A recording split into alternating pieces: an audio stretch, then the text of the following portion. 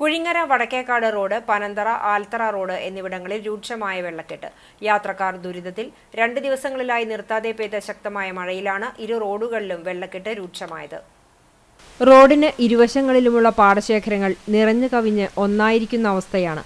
കാൽനട യാത്രക്കാരും ഇരുചക്രവാഹന യാത്രക്കാരുമാണ് ഇതുമൂലം കൂടുതൽ ദുരിതം അനുഭവിക്കുന്നത്.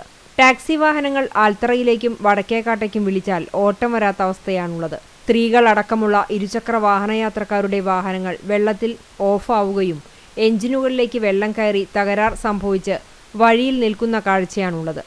കുഴിങ്ങര വടക്കേക്കാട് മുക്കഞ്ചേരി പാടശേഖരങ്ങൾക്കിടയിലെ റോഡ് ഉയർത്തുവാനായി ചാവക്കാട് ബ്ലോക്ക് പഞ്ചായത്ത് മുൻ മെമ്പറുടെ നേതൃത്വത്തിൽ പ്ലാനും എസ്റ്റിമേറ്റും തയ്യാറാക്കിയെങ്കിലും തുടർ നടപടികളൊന്നും ഉണ്ടായില്ല.